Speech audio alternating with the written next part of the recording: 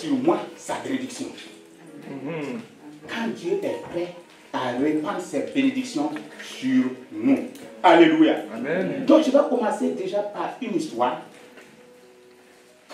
avant qu'on puisse rentrer dans ce thème. Alors c'est l'histoire de Samuel. Samuel qui est un agriculteur, il avait un bon champ. Et dans ce champ-là, alors le champ donnait très bien de bons fruits, de bons bleus et tout ce qu'il y a. Mais voici c'est Samuel qui, un moment est arrivé où chaque fois il passait jeter ses ordures, les faire rouiller dans son champ. Il a tellement jeté ces trucs que le champ, après quelques mois, quelques années, ne donnait plus. Et lui, il était découragé. Il dit, mais ça ne sert plus à rien que moi je puisse travailler dans ce champ puisqu'il ne produit pas. Samuel a abandonné. Et voici Samuel qui est assis et il regarde. Un champ qui était bon au début, voici ce champ qui est devenu infertile, qui est devenu stérile. Il regarde ce champ et un jour, il va recevoir un de ses amis. Son ami vient, il dit, mais Samuel, pourquoi tu ne cultives plus ton champ? Il dit non, que ça ne sert plus à rien parce qu'il ne donne pas. Son ami lui dit non, le problème ce n'est pas le champ, mais le problème c'est toi. Est-ce que tu as enlevé les mauvaises herbes? Est-ce que tu as enlevé les ronces? Est-ce que tu as retourné le champ? Est-ce que tu as enlevé la rouille, les ferrailles? Est-ce que tu as enlevé ça? Quand il a parlé de ça, Samuel s'est réveillé. C'est comme s'il dormait. Tout de suite, il s'est réveillé. Et avec le courage, le lendemain, il est parti, il a commencé dans son champ. Il a enlevé tous les rouilles, les herbes, les mauvaises herbes. Il a enlevé tout ce qui était enfui dans le sol. Et c'est Samuel vient qui sème et il voit ça pousse d'une manière agréable. Tout de suite, il est à genoux. Il dit, Père, je te demande pardon. Parce que je me suis éloigné de toi. Je me suis éloigné de toi. Je n'ai pas fait attention à ce que tu m'avais dit. Donc c'est Samuel, le champ produit bien maintenant et Samuel est content. Amen. Et cela, ça représente notre vie. Alléluia. Alléluia. Amen. Amen. Donc en référence biblique, nous allons voir dans le livre de Osée au chapitre 10, verset 12. Qu'est-ce qu'il est dit dedans? Il dit, semez selon la justice et moissonnons selon la miséricorde. Défrichez-vous un champ nouveau. Il est temps de chercher l'Éternel jusqu'à ce qu'il vienne et répande sur vous la justice. Amen. Ce verset nous montre la bénédiction, que la bénédiction est prête, mais elle descend sur un cœur qui est purifié et une vie qui cherche sincèrement Dieu. Amen. Amen. Notre deuxième verset, la sœur Marie-Esther vient de le lire, c'est dans le livre de Malachie. Malachie au chapitre 3, verset 10.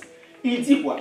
Apportez à la maison du trésor toutes vos dîmes, afin qu'il y ait de la nourriture dans ma maison.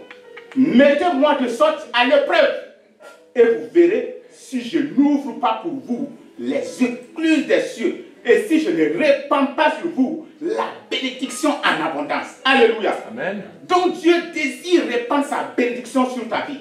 Dieu désire répandre ta bénédiction sur ta vie. Dieu ne donne pas au compte-gouttes. Non, c'est quand les hommes te donnent qu'ils donnent au compte-gouttes. Dieu veut faire quoi? Dieu veut te donner en abondance. C'est ce que la parole de Dieu dit. Alléluia. Notre troisième verset, Éphésiens au chapitre 3, verset 20. Il est dit, or, à celui qui peut faire la puissance qui agit en nous, infiniment au-delà de tout ce que nous demandons ou nous pensons. Donc les bénédictions de Dieu dépassent nos prières. Les bénédictions de Dieu dépassent nos pensées et nos limites humaines. Alléluia. Vous êtes là ce matin? Amen. Je veux qu'on se concentre. Le message n'est pas long. On va recevoir et on va sortir, on va aller opérer. Parce que moi, je veux voir prochainement que si tu es béni, il est béni. Nous sommes bénis. Alléluia. Est-ce qu'il y a des prières qu'on ne va même plus faire? Alléluia. Amen. Ça veut dire on va avancer. Amen. Amen. Moi, je veux voir tout le monde prospérer. Alléluia. Je veux voir tout le monde réussir. Mais le problème n'est pas plus sur Dieu. Le problème n'est plus sur Dieu. Comme l'histoire que je viens de nous expliquer. Amen. Le problème, il faut que nous entrons en nous-mêmes. Parce qu'il y a des choses à enlever encore. Tant que ces choses ne sont pas sorties, Dieu ne viendra jamais s'aimer dans notre vie. Bien-aimés dans le Seigneur. Nous servons un Dieu de bénédiction. Sa nature est de donner, d'aimer, de restaurer et d'élever. La Bible dit en Ésaïe 30, verset 18, l'Éternel désire faire grâce. Et dans Jérémie 29, 11, il dit, je connais les projets que j'ai formés sur vous, des projets de bonheur et non de malheur, afin de vous donner un avenir et de l'espérance. Le mot bénédiction évoque un fait réconfortant, puisqu'il signifie action de bénir. Et que le verbe bénir est synonyme de bien dire. Donc, quand on dit bénir, ça veut dire quoi? Bien parler. Bien parler sur la vie de ton frère. Bien parler sur la vie de ta soeur. Quand tu parles bien de ton frère, de ta soeur, tu es en train de le bénir. Mais pas bien parler quand il est là seulement. Même quand il n'est pas à côté de toi, il faut toujours bien parler. C'est cette bénédiction-là que Dieu. Sinon, c'est facile. Quand moi je vois ma soeur Ruth, je vais commencer à parler bien. Mais si je ne le vois pas, s'il est loin de moi, qu'est-ce que je dis? C'est ça que Dieu compte. Alléluia. Amen. Qu'est-ce que vous dites quand le pasteur n'est pas à côté de vous? Qu'est-ce que vous dites quand votre soeur n'est pas à côté de vous? Est-ce que vous continuez de le bénir ou bien vous dites autre chose? Alléluia. Amen. Amen.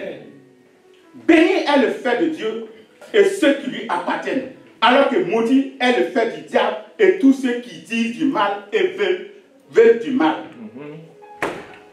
Aaron et ses fils ont reçu l'ordre de bénir les enfants d'Israël. Et Moïse les a donné une formule. C'est une formule que Dieu même a révélée à Moïse pour qu'il puisse dire à Aaron et à ses fils, voici comment vous devrez bénir le peuple de Dieu.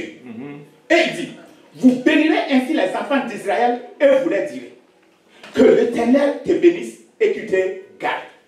Que l'Éternel fasse lui sa face sur toi et qu'il t'accorde sa grâce. Que l'Éternel tourne sa face vers toi et qu'il te donne la paix. C'est ainsi qu'ils mettront mon nom sur les enfants d'Israël et je les bénirai. Amen. Dans le Nombre au chapitre 6, verset 23 à 27. Le Dieu éternel, le même hier, aujourd'hui et éternellement, Père, Fils et Saint-Esprit, répand encore sa bénédiction sur les croyants de la nouvelle alliance. À travers cette parole inspirée de Paul, où il dit que la grâce du Seigneur Jésus, l'amour de Dieu et la communion du Saint-Esprit soient avec vous tous. Voici comment Paul bénissait le peuple de Dieu. Que la grâce du Seigneur Jésus-Christ, l'amour du Père et la communion du Saint-Esprit soit avec vous tous. Dans 2 Corinthiens au chapitre 13, verset 13. Dieu veut bénir, mais il arrive que cette bénédiction soit retenue.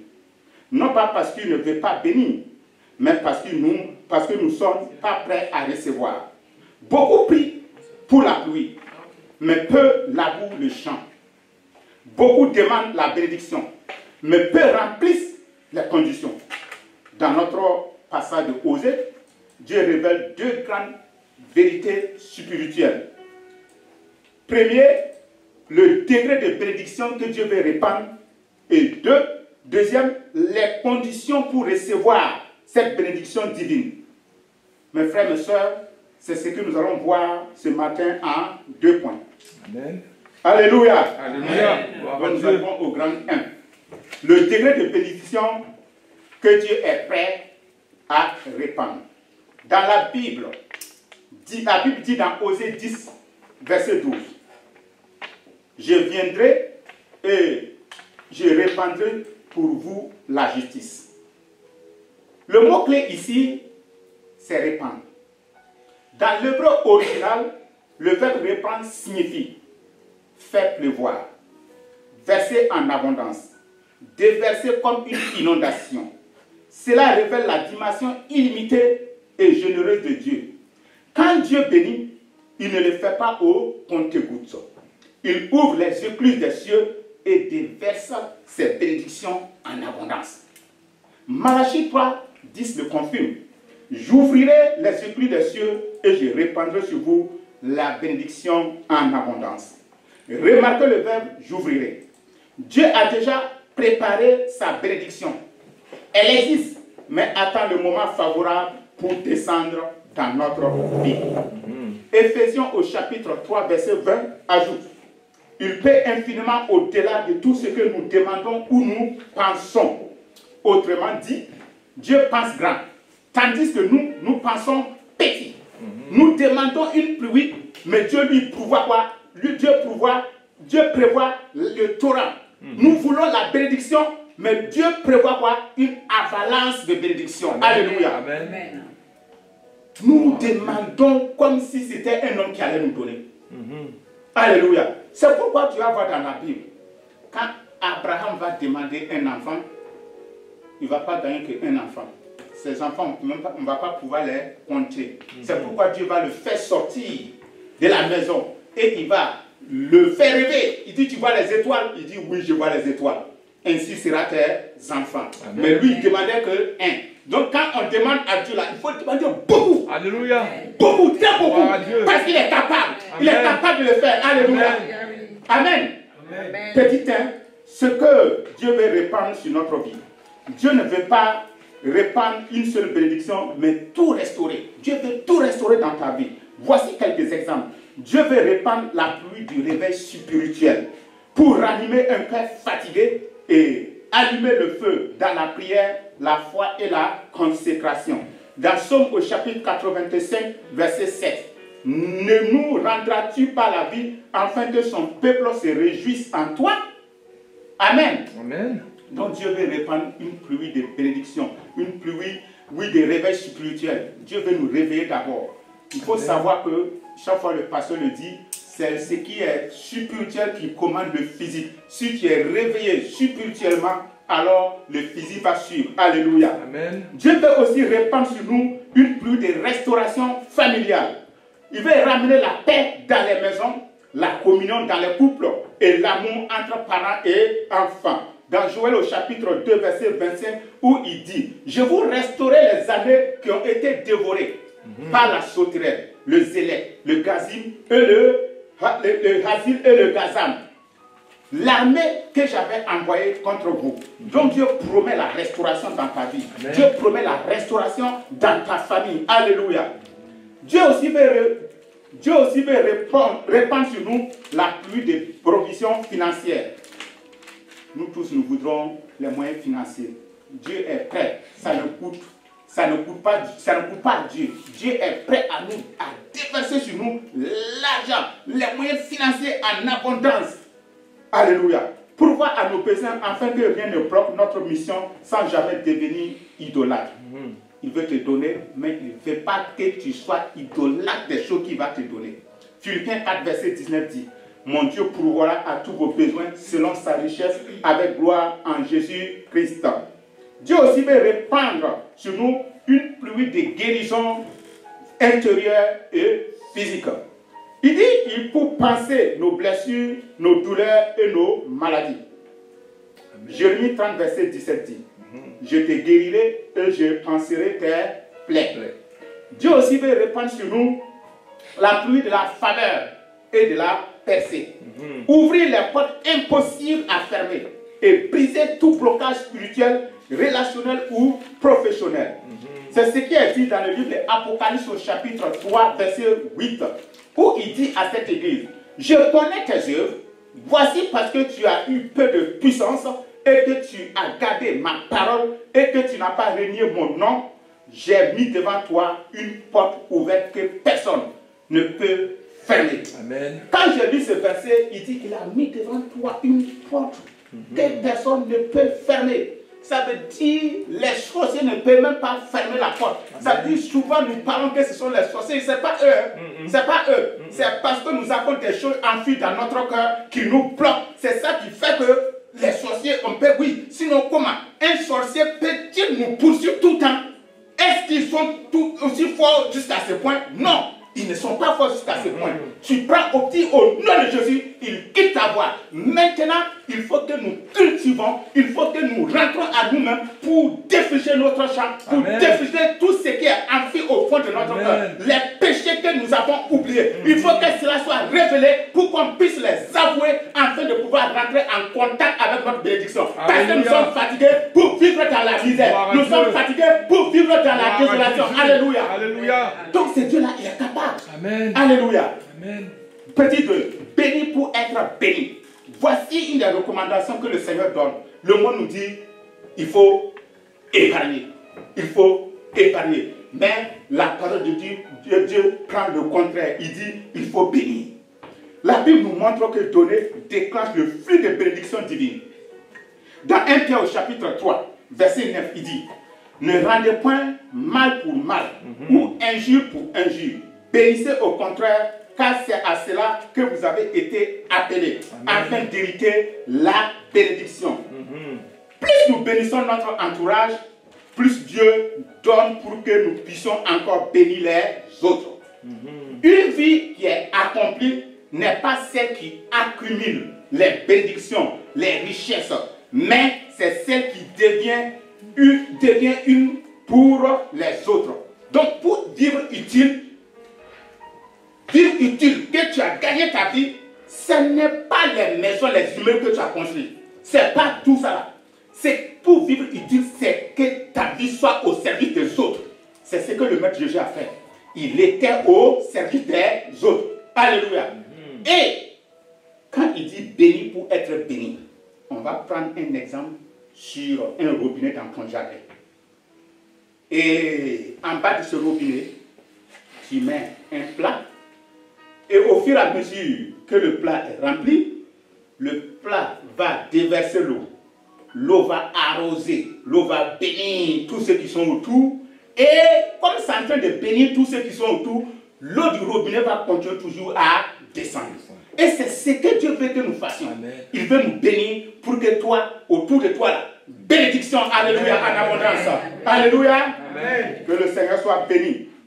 Dieu veut bénir, il désire répandre, il est prêt à ouvrir les écluses des cieux, mais la bénédiction n'est pas automatique. Même si elle est prête, elle attend deux conditions spirituelles. Un cœur repentant, une vie qui cherche Dieu avec sérieux. C'est ce que nous allons découvrir dans la suite de notre message. Et nous arrivons au grand 2. Grand 2. Les conditions pour recevoir la bénédiction de Dieu. Petit 1. La repentance. Ça veut dire nettoyer le terrain du cœur. Osée au chapitre 10, verset 12 nous dit, défrichez-vous un champ nouveau. Afin que Dieu répande sa bénédiction, il demande une préparation du cœur. Le fait défricher signifie nettoyer, retirer les obstacles et rendre le terrain fertile. Nul ne peut recevoir la semence de la bénédiction divine tant que le sol du cœur reste plein de pierres, d'épines et de mauvaises herbes spirituel. On ne peut pas recevoir la bénédiction de Dieu si notre cœur est encore rempli de ces pierres. Petit a, le péché empêche la bénédiction. Tant que le cœur est encombré de rancune, de jalousie, de mensonges, de compromis ou manque de pardon, la bénédiction ne peut pas descendre. Le problème n'est plus du côté de Dieu, mais du cœur. Alléluia. Amen. Dans le psaume 66, verset 18, si j'avais conçu, c'est David qui dit, si j'avais conçu l'iniquité dans mon cœur, le Seigneur ne m'aurait pas exaucé. Dieu n'arrose pas un terrain spirituellement sale. Il veut d'abord le purifier avant de le bénir. Alléluia. Amen. Donc, lorsque nous lisons ça, nous voyons que nous-mêmes, nous sommes notre problème. Nous sommes notre propre problème. Il n'y a pas à dire que non, je l'ai pardonné. Il faut le faire sincèrement. Tu demandes pardon à ton frère. Il faut faire sortir tout ce qui a encore enfoui. Si j'avais emprisonné un frère, une soeur dans ton cœur, il faut les libérer. Amen. Parce que le but c'est quoi? Le but c'est nettoyer ton cœur, défricher le champ pour que la bénédiction de Dieu qui est déjà prête là descende sur ta vie. Parce que la bénédiction est déjà là. Et quand j'étais en train de prier, j'étais en train de réfléchir sur ça, je vois que non, c'est comme si la bénédiction de Dieu est comme ça. Elle est là, ça veut dire ça descend déjà. Mais comme toi tu as encore des rancunes, c'est les rancunes là qui ont stoppé la bénédiction. Ce sont des mensonges qui ont bloqué la bénédiction. Sinon quand on dit ouvre les écluses des cieux pour nous, les écluses sont déjà ouvertes. Amen. C'est déjà ouvert dans nos vies. Maintenant comme nos vies, on a des choses qui sont enfuies dans nos vies. C'est ça qui empêche cette bénédiction de descendre sur nos vies. C'est ça David dit. Si j'avais conçu le péché, le Seigneur ne m'aurait pas exaucé. Petit B, qu'est-ce que signifie défricher le terrain du cœur? Défricher, c'est faire un grand ménage intérieur. Défricher, c'est confesser ses péchés à Dieu avec honnêteté. Dans 1 Jean 1, verset 9. Défricher aussi, c'est abandonner les mauvaises habitudes et changer de direction. Ésaïe 55, verset 7. Le méchant abandonne sa voie et l'homme d'iniquité ses pensées. Donc nous devrons tout abandonner. Défricher aussi, c'est rompre avec les compromis qui attristent le Saint-Esprit. Oui, les chrétiens aiment le compromis. Quand on dit si tu ne fais pas ça et il rentre dans le compromis, il ne sait pas qu'il est en train d'attrister le Saint-Esprit. Et lorsque le Saint-Esprit, le maître par excellence, est attristé, ça veut dire quoi? Tes bénédictions que tu attends, ça ne va pas descendre. Alléluia. Amen. Il dit aussi, il faut, pour défricher le sang, c'est restaurer les relations brisées, pour que le cœur soit libre de haine et de division. Dans Matthieu au chapitre 5, verset 23 à 24, où la parole de Dieu nous dit, c'était un enseignement de Jésus, il dit, si tu as quelque chose contre ton frère, et que tu es devant l'autel pour présenter ton offrande, dès que tu te rappelles, il faut déposer, aller te réconcilier d'abord avec ton frère avant de venir accomplir ce que tu as fait. Alléluia. Amen. Donc Jésus, le maître par excellence, il a déjà tout dit. À nous de suivre ce qu'il a dit et nous allons réussir. Amen. Défricher aussi, c'est couper les influences toxiques qui entravent notre vie spirituelle. Il dit, ne vous trompez pas. Dans 1 Corinthiens au chapitre 15, verset 33, il dit, ne vous y trompez pas. Les mauvaises compagnies corrompent les bonnes mœurs. Lorsque nous ne choisissons pas nos amis, ça veut dire on ne fera que recommencer. On ne fera que recommencer. Donc, il faut choisir ses amis. Ceux qui ont la même pensée, ceux qui sont en train de regarder vers la même direction que toi, et ça va faciliter les choses. Alléluia. Je vous dis, nous sommes fatigués de vivre dans la misère. Nous sommes fatigués de ne pas pouvoir bénir les autres. C'est pourquoi c'est un truc coordonné que nous allons faire. Que Dieu nous fasse grâce afin que ces mauvaises herbes-là, afin que ces rancunes, afin que tout ce qui entrave nos cœurs, que cela soit ôté pour que la bénédiction descende avec puissance dans nos vies. Amen. Amen. Petit C, l'effet de la repentance. Quand il y a repentance, le ciel s'ouvre. C'est le chemin de la restauration et du réveil personnel. Dieu ne résiste pas à un cœur sincère. Vous voyez, Dieu, malgré sa puissance, quand le cœur est sincère là, il ne peut même pas résister. Ça veut dire que si tu es sincère avec Dieu, il est prêt à agir. Alléluia. Là où il y a la repentance, Dieu revient, restaure et répand ses bénédictions. Amen. Et nous arrivons au petit 2. Cherchez Dieu avec ferveur. Osée 10, verset 12 déclare, il est temps de chercher l'Éternel jusqu'à ce qu'il vienne et répande pour vous la justice. Après la repentance, vient la recherche active de Dieu. La bénédiction ne tombe pas sur ceux qui sont spirituellement tièdes ou distraits. Dieu se laisse trouver par ceux qui le cherchent avec sérieux.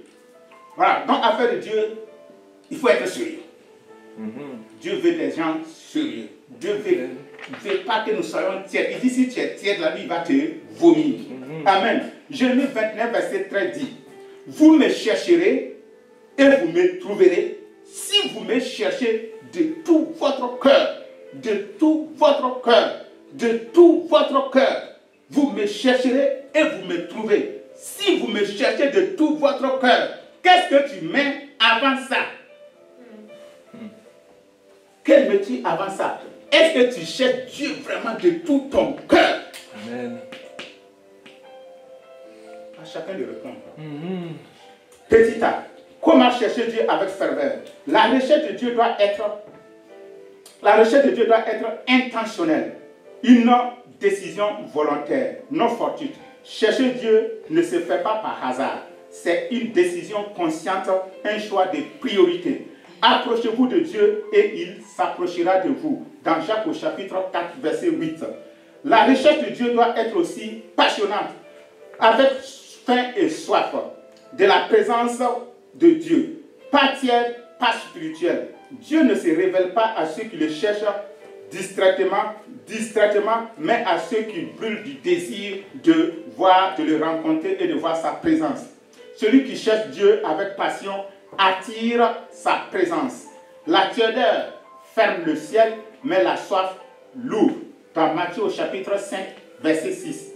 On peut chercher Dieu aussi. La recherche de Dieu doit être persévérante.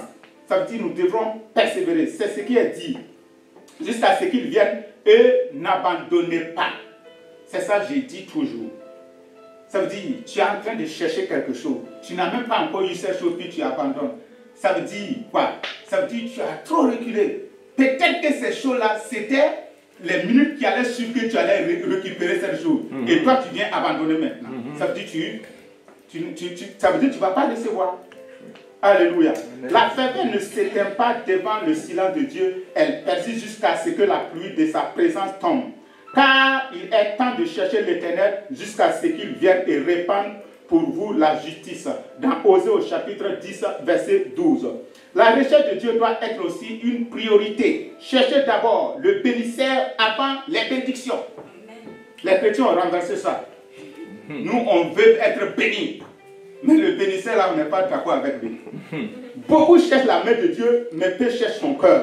La ferveur authentique place Dieu avant tout le reste. C'est pourquoi il est dit, cherchez premièrement le royaume de Dieu et sa justice, et toutes les autres choses vous seront données par-dessus. Matthieu 6, verset 33. Donc, Jésus nous dit, si nous échouons, c'est parce que nous avons toujours mis autre chose avant Dieu. Donc cela ne va faire que nous faire échouer. Petit B, les pratiques pour chercher Dieu. Pour chercher Dieu, il faut prier avec persévérance et avec constance. Ça veut dire que tu dois persévérer dans la prière et d'une manière constante. Tu as fait un emploi de temps pour la prière, pour dire que chaque 21h, 18h, je suis devant la face de Dieu, il faut la respecter. Le docteur nous avait parlé d'une de ces choses. Amen. Et il dit, on peut chercher Dieu pour la pratique de Dieu, il faut aussi lire la parole et la méditer. C'est ce que Dieu avait recommandé à son serviteur Josué dans Josué 1 au chapitre 8, Josué chapitre 1 verset 8, où il a dit que le livre de la loi ne s'éloigne point de ta bouche, de le méditer jour et nuit. Chercher Dieu aussi, c'est cultiver sa présence chaque jour. Donc nous devrons savoir que dans la parole de Dieu, il est dit dans Matthieu 28, 20, Jésus dit, je suis avec vous tous les jours jusqu'à la fin des temps.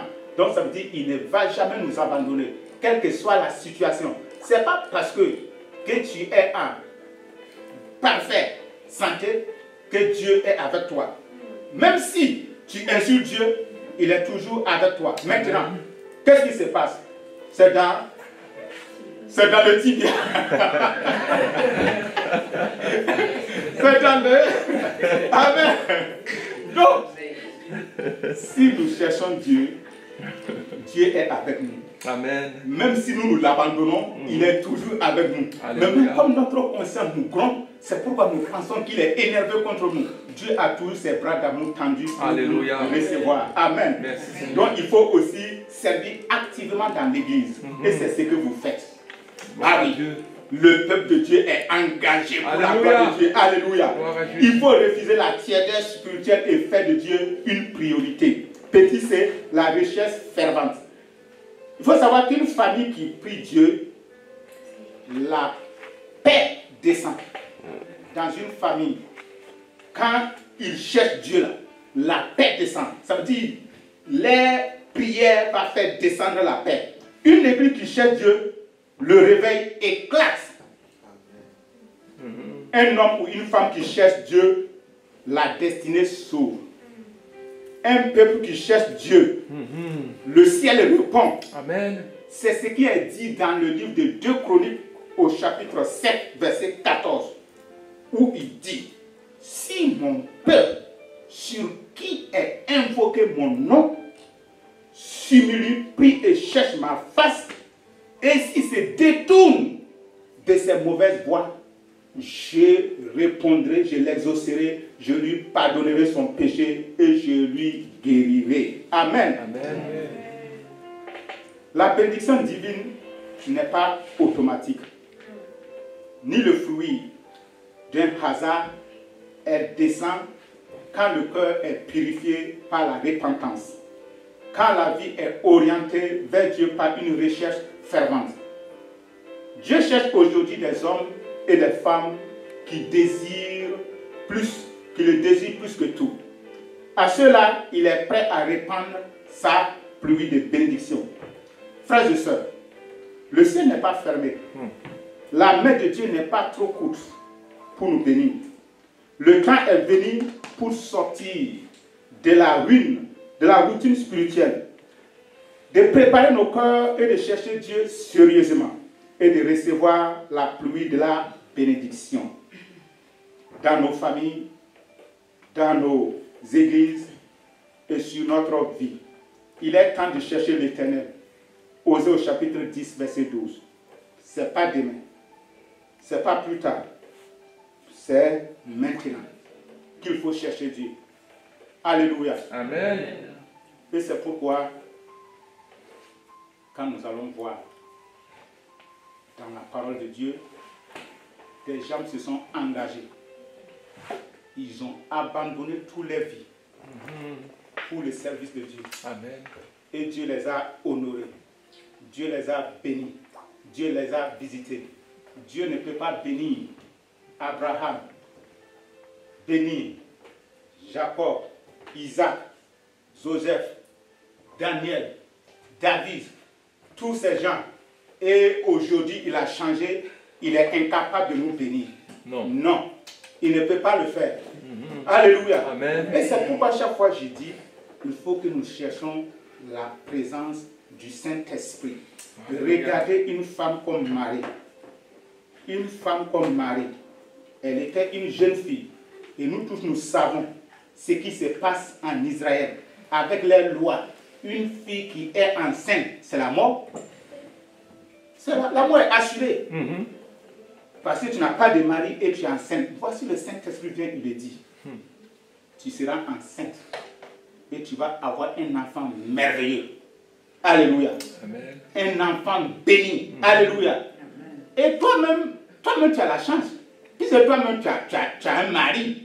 Et c'est un enfant que Dieu ne peut pas te donner. C'est pas vrai. Dieu va te donner un enfant merveilleux, un enfant béni. Alléluia. Amen. Entre ton problème et le problème de Marie, là, lequel est plus compliqué?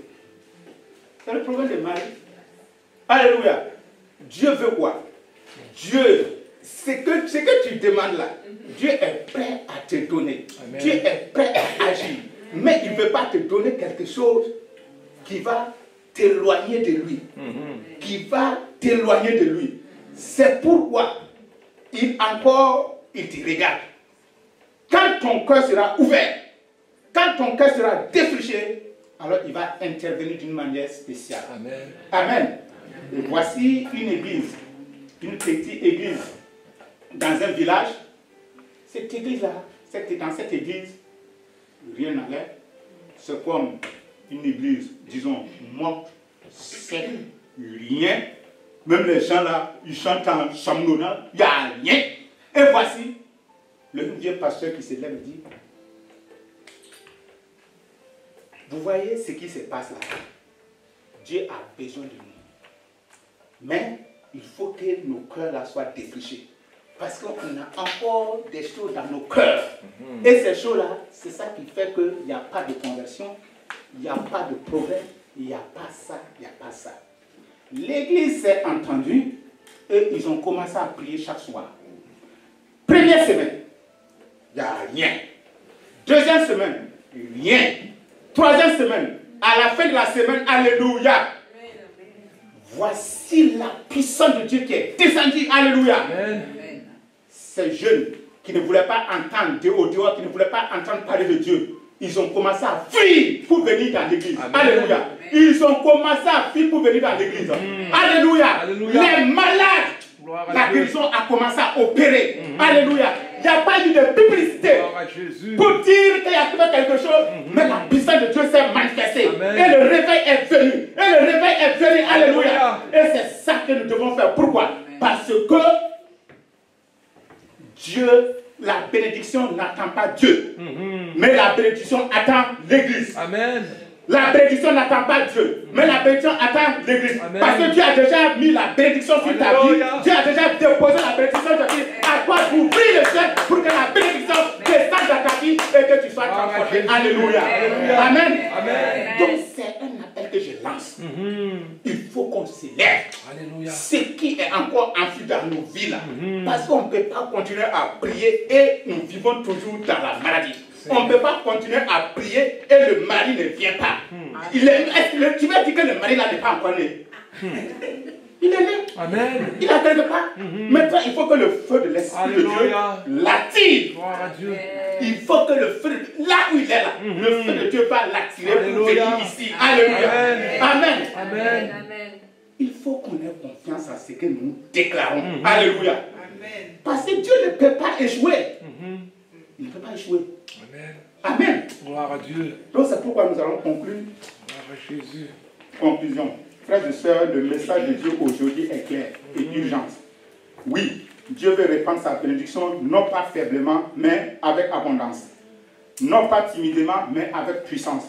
Non pas invisiblement, mais visiblement dans nos vies.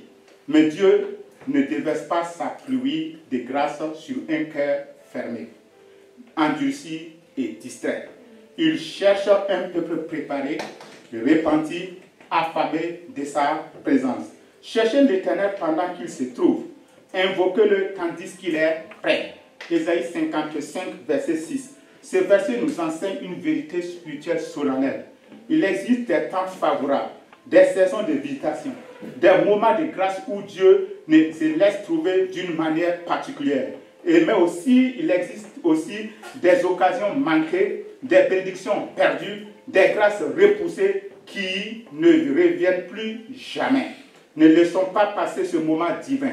Ne remettons pas à demain ce que Dieu demande aujourd'hui. Ne repoussons pas l'appel du ciel. Car remettre Dieu à plus tard, c'est retarder sa bénédiction dans nos vies. Aujourd'hui, Dieu nous parle et nous dit encore, prépare ton cœur, défriche ton terrain, cherche-moi avec sincérité et moi je suis prêt à répandre la bénédiction sur ta vie, sur ma vie, en abondance. Acclame-le-moi de gloire. Amen. Alléluia. Alléluia. Amen. Alléluia. Que le nom de notre Seigneur soit béni. Amen. Amen. Donc à retenir. À retenir. À retenir. Dieu pense grand, même lorsque nos attentes sont petites, car sa générosité dépasse toujours nos limites humaines. Petit 2. Cependant, sans la purification du cœur, la bénédiction demeure suspendue, retenue par nos propres obstacles intérieurs. Petit 3. Mais lorsque Dieu trouve un cœur sincère, qui le cherche avec passion, il se manifeste en répandant sa pluie abondante de bénédiction. Amen. Alléluia. Alléluia. Amen. Vous allez vous tenir debout, on va faire la prière finale. Amen. Jésus. Prière finale. Alléluia. Amen. Donc on va répéter ensemble. Avec une foi profonde, proclamons ensemble. Seigneur, Dieu de miséricorde. Seigneur, Dieu de miséricorde. Prépare nos cœurs. Prépare nos cœurs. Purifie nos vies. Purifie nos vies. Et rends-nous dignes de recevoir ce que tu as préparé pour nous. Et rends-nous dignes de recevoir ce que tu as préparé pour nous. Petit 2. Ouvre les écluses des cieux. Ouvre les églises des cieux. Que ta pluie de grâce, Que ta pluie de grâce, de guérison, de paix, et de restauration se déverse sur nous avec puissance. et de restauration se déverse sur moi avec puissance. 3. Répands tes bénédictions pour ta gloire. Réponds tes bénédictions pour ta gloire Et pour l'avancement de ton royaume. et pour l'avancement de ton royaume. Que nos vies témoignent de ta bonté. Que nos vies témoignent de ta bonté. Et que tout ce que nous recevons serve à faire connaître ton nom. Et que tout ce que nous recevons serve à faire connaître ton nom. Et que tout ce que nous recevons serve à faire connaître ton nom. Et que tout ce que nous recevons serve à faire connaître ton nom. Amen. Amen. Élève ta voix et rends grâce à Dieu. Amen.